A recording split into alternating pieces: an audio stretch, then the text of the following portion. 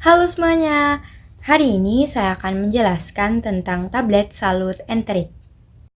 Yang pertama, kita mulai dari preformulasi tablet bersalut. Sebelum proses penyalutan atau coating, tablet inti atau core harus memenuhi spesifikasi tertentu agar lapisan polimer dapat menempel dengan sempurna. Oke, dalam preformulasi tablet bersalut, ada beberapa hal yang perlu diperhatikan. Yang pertama adalah ukuran dan bentuk tablet inti. Tablet sebaiknya berbentuk biconvex atau cembung atau bulat untuk memudahkan proses perputaran atau tumbling di dalam panci penyalut. Sudut tajam pada tablet datar cenderung menyebabkan lapisan tipis atau pecah pada bagian tepi. Lalu yang kedua, ada kekasaran permukaan. Permukaan tablet inti tidak boleh terlalu licin agar polimer bisa berikatan, namun tidak boleh juga terlalu rapuh. Jika tablet terlalu berpori, pelarut coating dapat masuk ke dalam inti dan merusak stabilitas zat aktif. Lalu yang ketiga ada kekerasan dan kerapuhan atau friability. Tablet inti harus cukup kuat, biasanya lebih dari 6 kgf, untuk menahan gesekan mekanis selama proses penyalutan tanpa menjadi retak atau hancur. Yang keempat ada kestabilan bahan aktif. Zat aktif yang sensitif terhadap panas atau kelembapan memerlukan pemilihan pelarut, yaitu organik versus air, dan juga suhu udara masuk yang dikontrol ketat. Lalu yang terakhir ada interaksi pelarut atau polimer. Pelarut harus mampu menguap dengan cepat atau volatilitas tinggi, namun cukup memberikan waktu bagi polimer untuk membentuk lapisan film yang kontinu atau coalescence. Selanjutnya ada tujuan pelapisan. Yang pertama untuk proteksi zat aktif. Ini melindungi bahan dari degradasi akibat cahaya, kelembapan atau oksidasi udara. Yang kedua, masking rasa dan bau untuk menutupi rasa pahit atau bau tidak sedap dari obat agar kepatuhan pasien meningkat. Yang ketiga, ada pelepasan tertunda atau delay release. Ini khusus untuk salut enterik, mencegah obat hancur di lambung. Lalu yang terakhir untuk identifikasi visual, ini memudahkan pembedaan jenis obat melalui warna atau cetakan logo pada lapisan solut. Berikutnya kita masuk ke dalam tablet salut enterik atau enteric coated tablet. Nah, tablet ini dirancang untuk melewati lambung tanpa hancur dan baru melepaskan zat aktif di usus halus.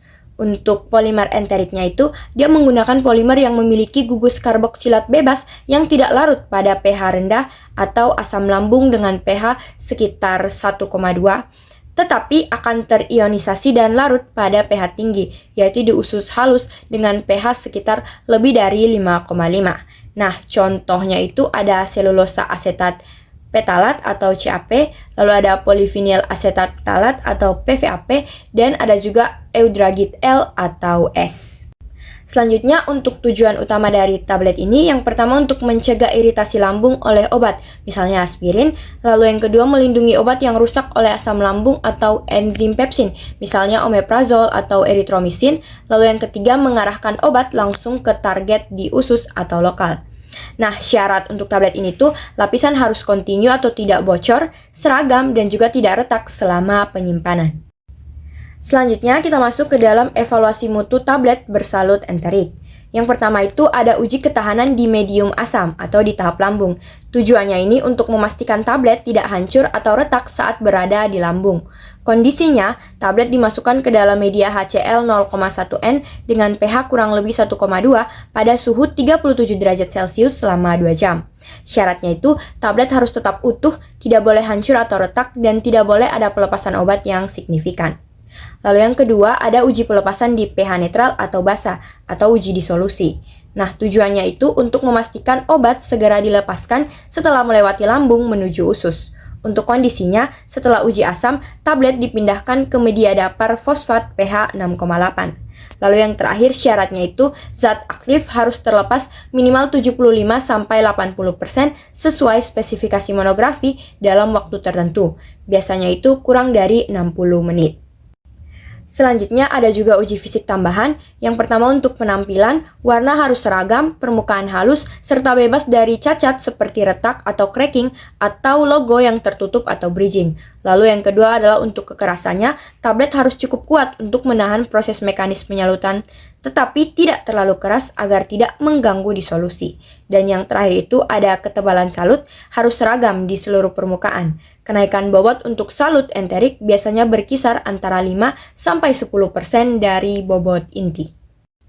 Berikutnya kita masuk ke dalam pertimbangan pemilihan jenis pelapisan. Yang pertama itu berdasarkan sifat bahan aktif atau api.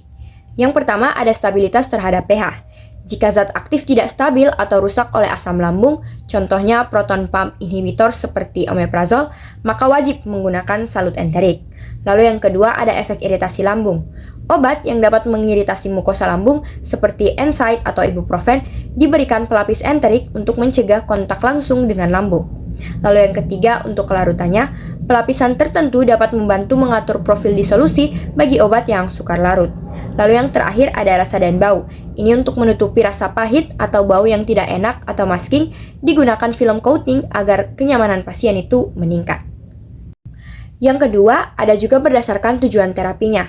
Yang pertama itu pelepasan segera atau immediate release. Ini menggunakan film coating yang tipis, yang hanya berfungsi untuk proteksi dan estetika tanpa menghambat pelepasan obat. Lalu yang kedua ada pelepasan tertunda atau delay release. Ini menggunakan salut enterik agar obat hanya dilepaskan di usus atau duodenum dan jejunum.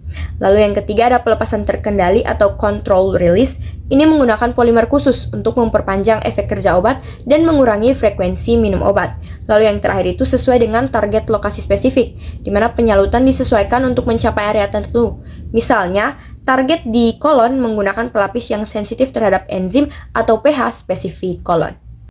Nah, itu tadi sedikit tentang tablet salut enterik. Sekian presentasi dari saya. Terima kasih.